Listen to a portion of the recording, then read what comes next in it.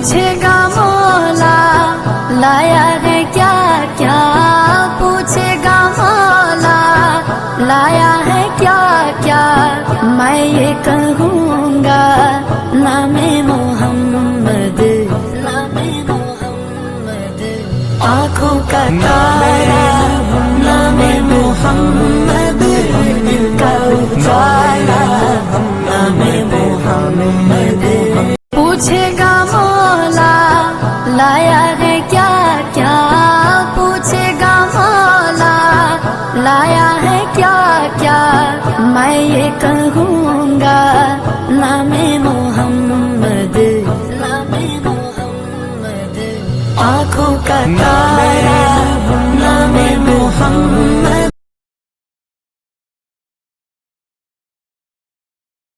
देने वालों की कमाइयों में खूब खूब बरकत अता फरमाए और उनकी कमाइयों को अल्लाह की राह के अंदर अल्लाह उन्हें लगाने की तौफीक अता फरमाए। अब कैसे लगा भाई, जैसे नहाल के अंदर प्रोग्राम चल रहा है।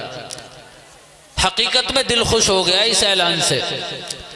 कंजूस और बखील जो है अल्लाह के दरबार के अंदर भी मरदूद ही है, इसलिए बखील ना बना करें। अल्लाह की राह में जितना हो सके इतनी कुर्बानी दें, माल से, जान से, इज्जत से, आबरू से, कदम से, दिरहम से, जिस हैसियत से अल्लाह ताला ने नवाजा है दीन के नाम पर लुटा दो। वल तंजुर नफ्सुम मा क़द्दमत लिगद, कल एहसास ना हो कि हमने आगे क्या भेजा था। कहीं ऐसा ना हो कि हम यहाँ तो बहुत बड़े चौधरी थे, हमारे एक फोन पर सारे काम सारे मसले हल हो जाया करते थे, लेकिन वहां क्या हुआ, वहां सारा फर्रा गायब। और आज अब एहसास हो रहा है, अल्लाह से गिड़गिड़ा के कह रहा है अल्लाह ताला बस एक मर्तबा और नहाल भेज दे, फिर अगर मैंने जाऊं मस्जिद से बाहर कदम रख लिया तो नाम ही बदल देना। तो इसलिए मेरे दोस्तों कंजूसी का मुजाहरा ना करें। कंजूस से मुझे एक वाकया अगर इजाजत हो तो सुना दूं। एक कंजूस यानी बखील आदमी था, उसकी शादी हुई, था बड़ा अमीर। आमतौर से अमीर लोग कंजूसी का मुजाहरा करते हैं, था बड़ा अमीर, लेकिन जब उसकी शादी हुई और शादी होने के बाद उनकी अहलिया मोहतरमा घर में तशरीफ लाई, जलवा फरोज हुई, तो उन्हें सख्ती से पहली रात के अंदर सबक पढ़ा दिया कि अगर मेरे घर के अंदर रहना है तो मेरे घर के अंदर वो करना जो मैं चाहता हूं, अगर इसके खिलाफ कुछ और किया तो कोने के अंदर जो है एक ताऊ रंगीले साहब खड़े हुए हैं, वो आपसे जरूर मुलाकात कर लेंगे। तो इसलिए करना वो है जो हम चाहते हैं, अगर उसके खिलाफ वर्जी की तो आपको बहुत ज्यादा परेशानी का सामना करना पड़ सकता। उसने कहा जी ठीक है, जैसा आप कहेंगे, आपके निकाह के अंदर हूं मैं, तो आपकी महकूम हूं, हाकिम तो आप हैं, आपको अल्लाह ने ज्यादा नवाजा है हर एतबार से, आप मेरे शौहर हैं, जैसे कहोगे ऐसे करेंगे।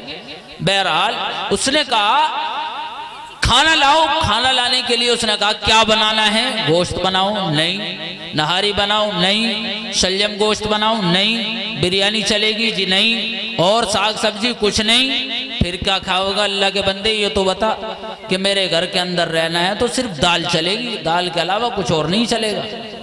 उसने कहा जी ठीक है, हम तो दाल पका के खिला देंगे। अब उसने दाल बनाई, सुबह भी, शाम भी, दोपहर भी, एक दिन हुआ, 2 दिन हुए, हफ्ता हुआ, 10 दिन हुए, महीनों गुजर गए, दाल पे इक्तिफा हो रहा। अब वो बड़ी परेशान, थक हार के छुट्टी ली अपने घर जाने की कि जी मेरा घर जाने को मन कर रहा है, मुझे 2 रोज के लिए भेज दीजिए। उसने कहा जी ठीक है, लेकिन घर तो जा रहे हो, लेकिन दाल ना छूट जाए, दाल ही खानी है वहां जाके भी। कहा जी ठीक है, दाल ही खा लेंगे। अब वो बेचारी हट्टी कट्टी खूबसूरत थी, 3 महीने के अंदर बिल्कुल सूख के कांटा हो गई। 4 भाई थे उसके, हट्टे कंटे बहुत जबरदस्त बॉल। और जब उन्होंने देखा कि हमारी इतनी खूबसूरत हसीनो जमील बहन थी, इसको आखिर किसकी नजर लग गई, हमने तो इतने अमीर घराने के अंदर इसका रिश्ता किया था और इसकी हालत क्या से क्या हो गई। बहना जरा बता तो सही क्या दिक्कत है, परेशानी है। बहनोई साहब हमारे आपको तंबी करते हैं, परेशान करते हैं, खाने को नहीं देते, क्या दिक्कत है? तो उसने कहा कि भाइयों मुझे किस नालायक के फंदे में फंसा दिया।